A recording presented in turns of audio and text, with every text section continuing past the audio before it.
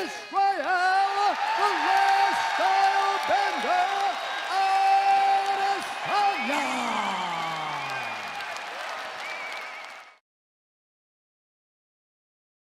He's got everything. His striking is some of the most intricate, complex, and creative striking I've ever seen. Coming up next, Israel Adesanya battles Razor Rob Wilkinson. And just like that, guys, welcome back. We got to talk about Israel Adesanya. It's his fighter breakdown. It's time. It's showtime. We got a superstar in the making with him. His striking defense is his #1 strength, but it's also his striking prowess. Let's get into specifically what in the world I'm even talking about. He has a 65% striking defense ratio within the UFC middleweight division. That is absolutely ridiculous, because if you're not landing 65% of the time against someone, then you're going to be whiffing a lot. Therefore, your energy is going to be drained. Now, if you can watch in each of these clips, his little small inching in, inching back, inching off to the left, inching off at certain angles, it's really second to none. He also mixing that with his striking prowess, throwing with the left hand, throwing with the right hand, throwing elbows, throwing knees, throwing roundhouse kicks to the head, weaving back out of the way. His kickboxing pedigree is absolutely superb. He's world class in kickboxing, but the way he's transitioned that to MMA is absolutely ridiculous. Now, obviously, 48%, as you saw in that opening graphic, seems a little bit low, but when you really put it into account, it's because he's throwing with so much volume, and sometimes he's setting up. So sometimes he won't even land a strike to land another one after that. That's what makes that number drop down. He's not going to be a high volume, high output, efficient striker like that where he's not missing at all, but he has just good enough. No pressure. Pressure makes diamonds. You know what it is.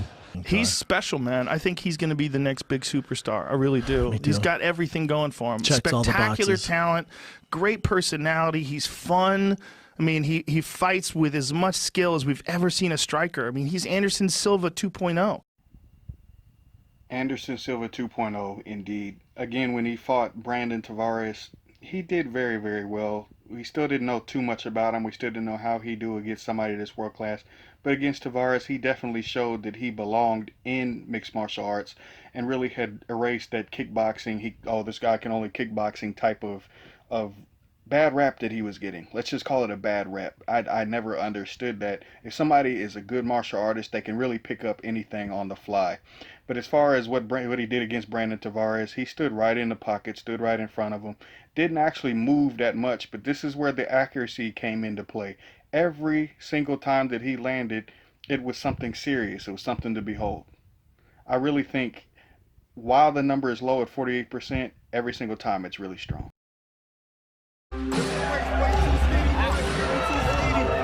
Israel, you're skinny, bro. Hey, you better lift some weights, man. You're skinny as hell. I'm not worried about you. I'm an All-American wrestler. I might be the ugliest, I'm gonna but I'll dunk you whoop on your your ass head any for day. 3 rounds, bro. So your official prediction? I think I get him out of there in the first round. I think I finish him in the first round. Take him down a couple times, and then he's worried about takedown, and I bomb, catch him with a left.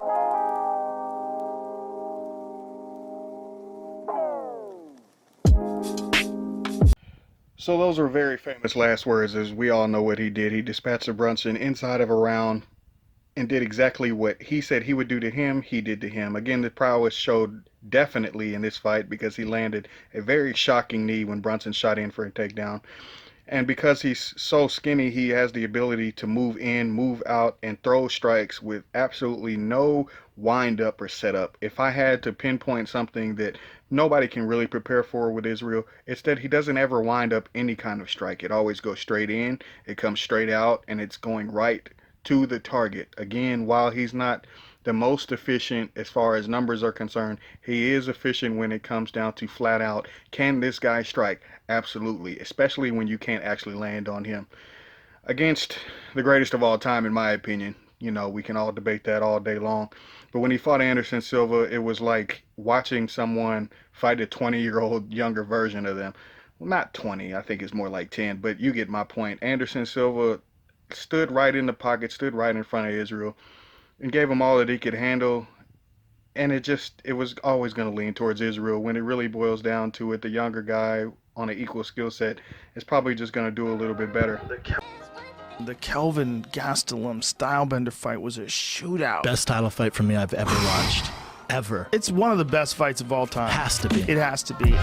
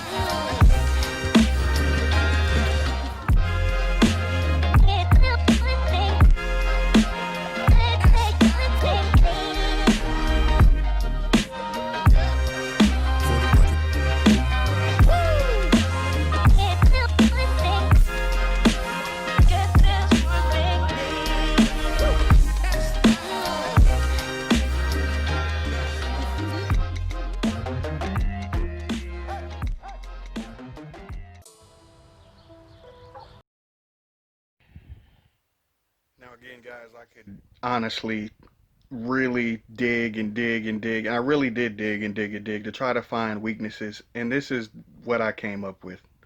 You really have to nitpick Israel to find some of his weaknesses. So what are some of his weaknesses? I think that sometimes he doesn't have the stopping power that you would expect from somebody that weighs 185 pounds. And while the power doesn't always matter, and the precision is usually more important, you know, precision beats power, timing beats speed. When he fought Robert Whittaker, when he fought Kelvin Gastelum, he was just more accurate and more to the point. And when you can embarrass somebody like Robert Whittaker like he did, it definitely goes to show how high his skill level is. Sometimes I will say that he gets kind of caught leaning just too far away, or he just gets caught in a way that his body can't quite get out of the way with the dexterity that's involved in being able to get out of the way of some of these strikes. And a lot of this stuff, it comes down to this. When he's there and he's out of range just enough, he's unbeatable, literally. When he makes little small mistakes, those are the only times you're actually going to be able to land. And someone has to be able to maximize that within that certain moment, pocket in time. I haven't seen anybody do it yet. That's why he's 19-0.